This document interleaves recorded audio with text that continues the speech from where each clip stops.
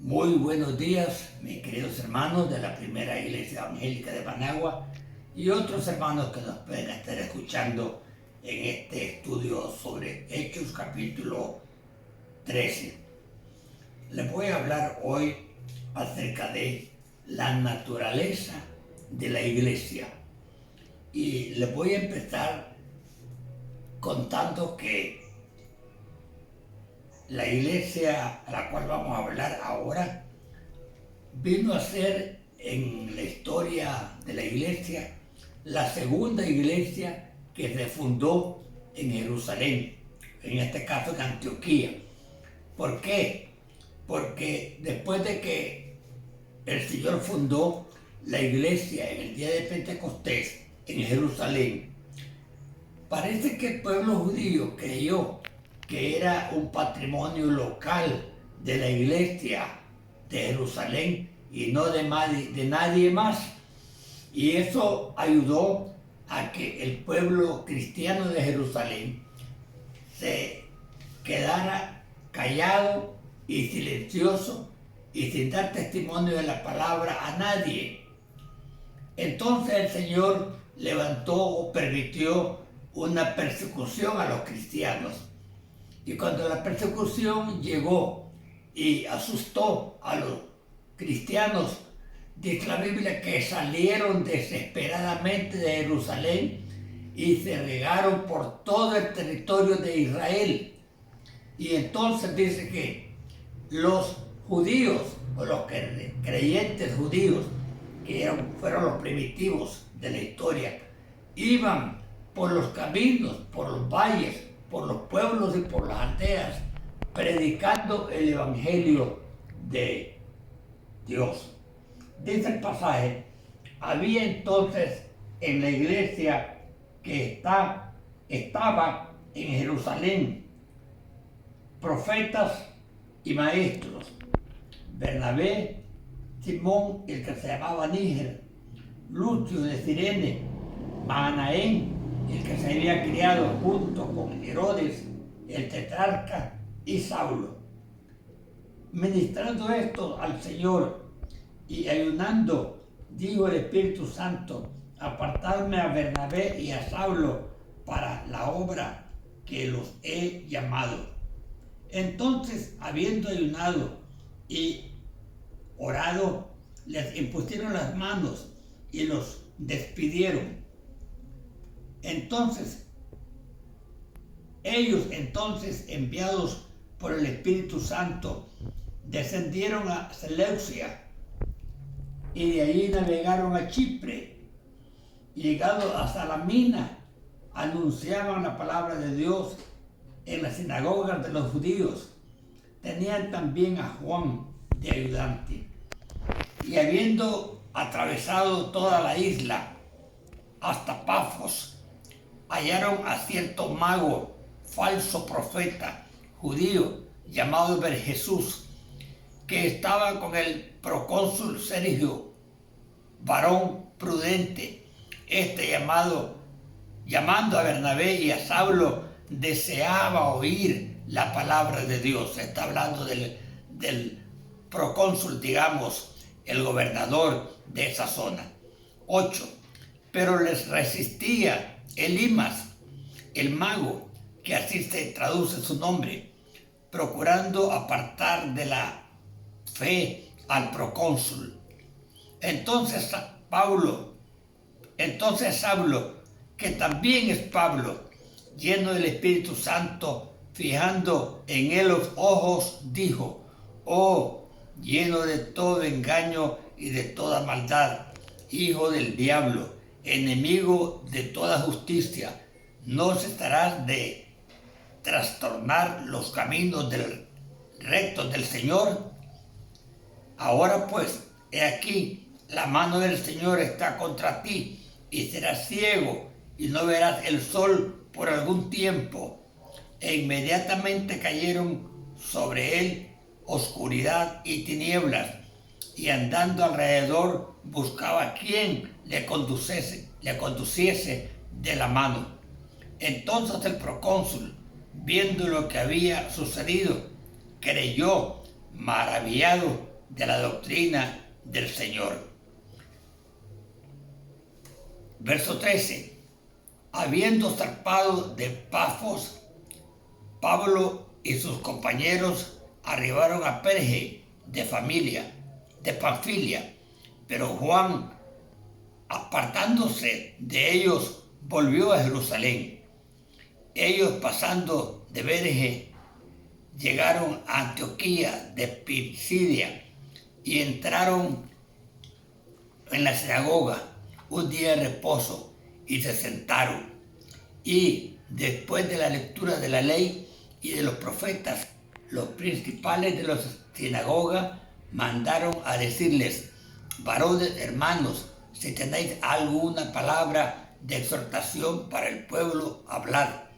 Entonces Pablo, levantándose, hecha señal de silencio con la mano, dijo: varones israelitas, y los que teméis a Dios, oíd. El Dios de este pueblo de Israel escogió a nuestros padres y enalteció al pueblo, siendo ellos extranjeros en tierra de Egipto, y con brazo levantado los sacó de ella. Y por un tiempo, como de 40 años, los soportó en el desierto. Y habiendo destruido 7 naciones en la tierra de Canaán, les dio una herencia, su territorio. Después, por 400 años, les dio jueces hasta el profeta Samuel. Luego dijeron: rey. Entonces dijeron: rey. Y Dios les dio a Saúl, hijo de Cis, varón de la tribu de Benjamín, por 40 años. Esta porción, hermanos, tiene muchas enseñanzas prácticas que quiero yo compartir. La primera lección para mencionar es el caso de la dureza de la iglesia primitiva. Como ya les dije en la introducción, el pueblo judío, sobre todo de Israel, creyeron que el evangelio era propiedad de ellos y de más nadie. Por eso ni siquiera procuraban entre ellos mismos, los judíos, a los que no eran de Jerusalén. Pero entonces Dios levantó un movimiento. Él permitió que se despertara una persecución en contra de la iglesia primitiva. Y fue esa persecución lo que movió a Israel a salir de Jerusalén e ir por los caminos, por los pueblos, por las aldeas, por las ciudades, predicando el evangelio que nunca habían querido predicar.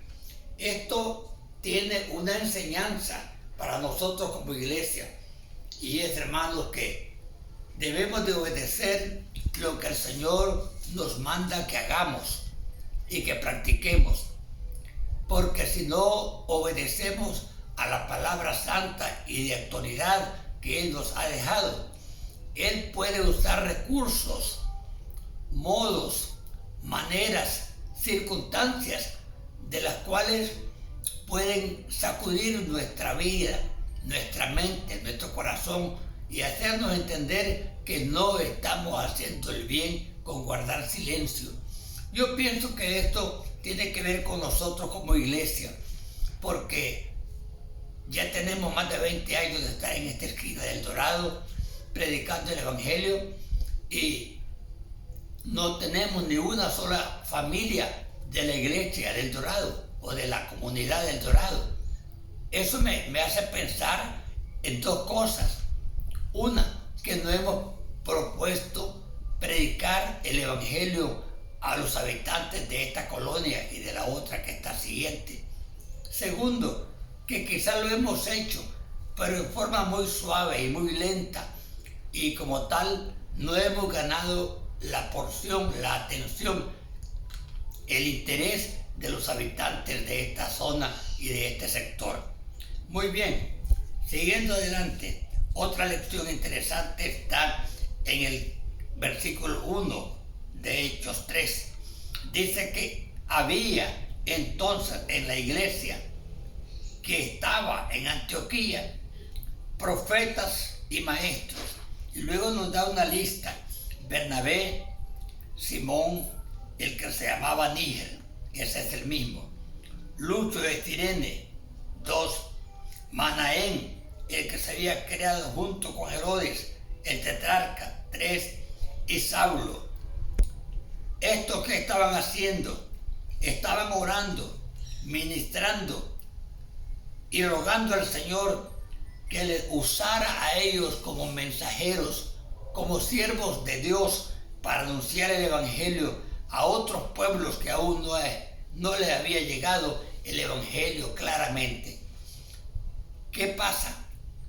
La lección en esta porción, hermanos, es que Dios tiene el poder de levantar líderes, hombres, jóvenes, mujeres, ancianos, para que se muevan y compartan la fe del Señor. Dice que estos hombres estaban ministrando, ocupados en orar y en pedirle a Dios bendición espiritual. Entonces el 13 dice: habiendo ayunado y orado, se impusieron las manos y los despidieron. Está hablando, hermanos, de la participación de la iglesia en acompañar espiritualmente a los que Dios llamó en la iglesia de Antioquía para predicar el Evangelio a los pueblos vecinos. Y como veremos en el siguiente 14, dice, en el verso 4, dice: ellos, ¿quiénes son ellos? Los que estaban orando para que Dios los llamara a servicio. Ellos entonces, enviados por el Espíritu Santo, descendieron a Seleucia y de ahí navegaron a Chipre y llegaron a Salamina, anunciando la palabra de Dios en las sinagogas de los judíos. Tenían también a Juan de ayudante. Ahí se suma Juan, un colaborador, un servidor voluntario que en la iglesia primitiva formó parte en muchas actividades. Y hay una lección importante en este versículo y en esta mención de Juan, hermano, y es que Dios espera que nosotros los creyentes aprendamos a interesarnos en las cosas de Dios. Juan no es uno de los que estaban allí orando y pidiéndole a Dios que les usara, pero de alguna manera él, que vivía en Jerusalén, se dio cuenta de esta actividad que la iglesia de Antioquía estaba haciendo, y entonces los buscó y los encontró cuando ellos andaban predicando el Evangelio, y desde entonces él se convirtió en un ayudante voluntario y dispuesto a servir al Señor. Yo creo que ese ejemplo nos debe de servir de carga para todos nosotros, porque, hermanos, está bien si no podemos predicar, si no podemos enseñar la palabra con claridad, es decir, pero si tenemos el deseo de compartir la fe, vamos a encontrar personas que tendrán necesidad de oír y tendrán voluntad para entender lo que les estamos diciendo. Esto quiere decir que Dios nos está animando a nosotros como iglesia a que despertemos y dejemos a un lado la pereza. Hace 2 domingos les di 200 cartas para regalarlas a los vecinos de ustedes, y ahora voy a tener otro grupo de cartas de las mismas para que repartamos esa literatura, esa carta, en donde no la hemos distribuido, porque el plan de Dios, hermano, es que prediquemos el Evangelio y que nos llenemos de poder de Dios, del poder del Espíritu Santo, para ir con fe y con voluntad a abrir la puerta de los corazones que aún no quieren creer. Dios es el que va a hacer la obra de dar fe y creer a otros que lo han creído, como nosotros también en el andar del tiempo tuvimos que venir creyendo en el Señor. Dice que atravesaron la isla de Pafos y hallaron a cierto mago, falso profeta, judío, llamado Bar-Jesús, que estaba con el procónsul Sergio Paulo, varón prudente. Llamando a Bernabé y a Saulo, deseaba oír la palabra de Dios. Ese versículo, que es el 7, hermanos, de esta lectura bíblica, nos está recordando que siempre habrá necesitados de Dios y sedientos de la palabra de Dios. El procurador, el procónsul, era la persona más importante políticamente en ese entonces, y Dios le puso a él la necesidad, la inquietud de escuchar lo que Pablo y Bernabé andaban predicando. Pero, ¿qué pasó? En el verso 8 vamos a encontrar un contraste. Pero le resistía Elimas, el mago, pues así se le traduce su nombre, procurando apartar de la fe al procónsul. ¿Qué es lo que vemos aquí, hermanos? Vemos la oposición que el diablo es capaz de levantar cuando nuestros corazones se inflaman y decidimos hacer la obra del Señor. Vean qué contraste. El procónsul, el más importante hombre de la región, estaba deseando y pidiéndole a Dios que le permitiera a Saulo y a Bernabé y a Saulo llegar a él para que le hablaran de la palabra de Dios. Esa era la carga, el deseo, el anhelo del corazón del procónsul. Pero el verso 8 está el contraste. Le resistía, dice, Elimas, el mago, pues así se traduce su nombre, procurando apartar de la fe al procónsul. Hermanos, debemos de entender que así como Dios apoyó a los primitivos misioneros y les dio autoridad y les dio poder, así también nos va a respaldar a nosotros. Dice el verso 10, dijo Pablo, habla de Pablo el verso 10. El 9 dice que lleno del Espíritu Santo, fijando en él, en el mago, los ojos, le dijo: oh, lleno de todo engaño y de toda maldad, hijo del diablo, enemigo de toda justicia, ¿no cesarás de trastornar los caminos del Señor? Ahora pues, he aquí, la mano del Señor está contra ti, y serás ciego, y no podrás ver el sol por algún tiempo. E inmediatamente cayeron sobre él oscuridad y tinieblas, y andando alrededor buscaba a quien le condujera de la mano. Entonces el procónsul, viendo lo que había sucedido, creyó, maravillándose de la doctrina del Señor. ¿Qué es lo que encontramos, hermanos? Que la victoria la da el Señor. Cuando nosotros disponemos nuestros corazones para servir a Dios, hermanos, automáticamente la presencia y el poder de Dios nos acompaña, nos fortalece, nos anima y nos reta a cambiar de actitud.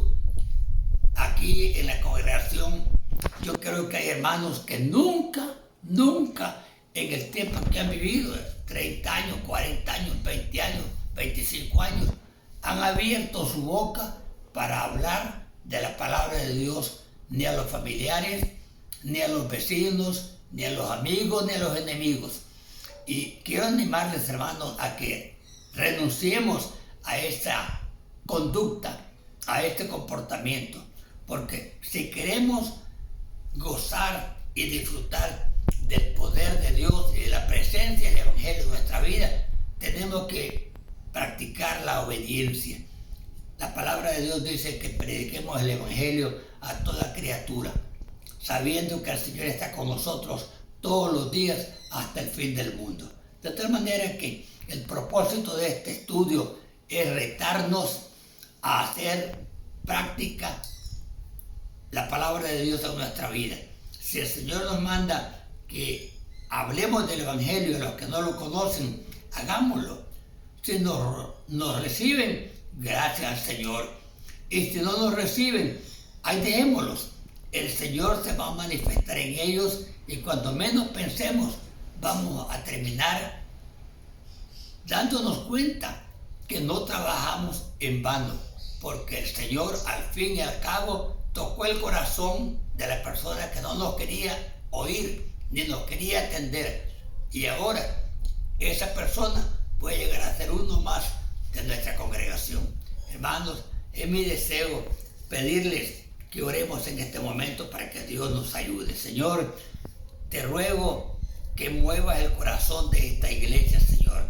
Somos una iglesia pequeña, pero tenemos la verdad de conocer tu palabra, y ahora hemos escuchado, Señor, esta enseñanza en la cual Cristo nos enseña que debemos de obedecer al Señor. Te pedimos, Señor, que toques nuestros corazones y que nos levantes para abrir la boca y el corazón hacia aquellas personas que no les hemos hablado, pero que esta mañana hemos entendido que debemos de hacerlo. Lo suplicamos y pedimos que tú nos resuelvas todos nuestros problemas. En el nombre de Cristo, nuestro Señor. Amén.